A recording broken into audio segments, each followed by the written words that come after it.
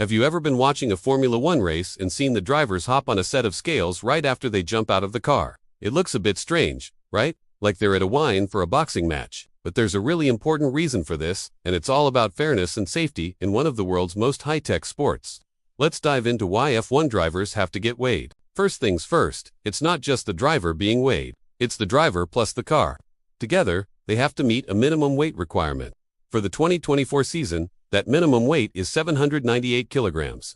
This rule is in place to ensure a level playing field. If there were no minimum weight, teams would spend millions trying to build the lightest car possible. Lighter cars are faster cars, they accelerate quicker, brake later, and are more agile in the corners. This would create a massive advantage for the teams with the biggest budgets, making the sport less competitive. The minimum weight rule forces all teams to operate within the same fundamental constraint, making engineering skill and driver talent the real deciders. So, why weigh the driver separately? This is a more recent development.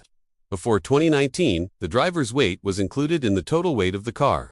This put naturally taller and heavier drivers at a significant disadvantage. Teams would often pressure their drivers to lose as much weight as possible, sometimes to unhealthy extremes, just to gain a few fractions of a second per lap. Imagine being told you need to shed kilograms when you're already a world-class athlete. It was a serious health concern. To solve this, the FIA, the sport's governing body, introduced a separate minimum weight for the driver. In 2019, they set a minimum driver weight of 80 kilograms. This includes the driver themselves, plus their seat, helmet, and all their race gear. If a driver and their equipment weigh less than 80 kilograms, ballast which are just small, dense weights must be added inside the cockpit to bring them up to the minimum.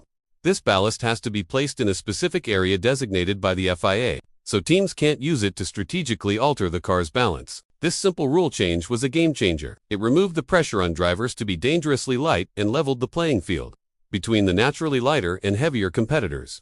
Now, drivers can focus on being strong and healthy, not just skinny. The weighing process is very strict. Right after a qualifying session or the race, drivers are directed to the FIA garage where they and their cars are weighed. This is what we see on TV.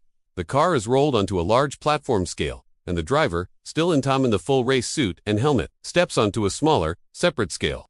The officials, known as scrutineers, check both weights. The weight of the car is measured without fuel, because fuel load changes drastically throughout the race. A car can start with over 100 kilograms of fuel and finish with almost none. So, to get a consistent measurement, they calculate the car's weight based on what it would be with no fuel. What happens if a driver or car is underweight?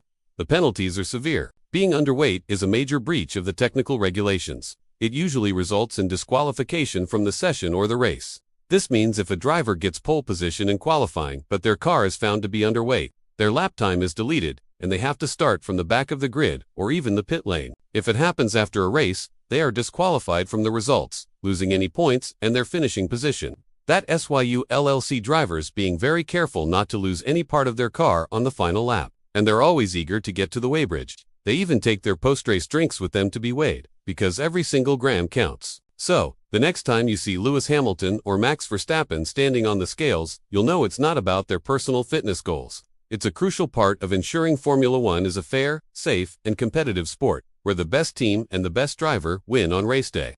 It's one of the many little details that makes F1 so fascinating. Thanks for watching. If you found this interesting, give this video a like and hit that subscribe button for more deep dives into the world of Formula One. Let me know in the comments what other F1 mysteries you'd like me to explain. See you in the next one.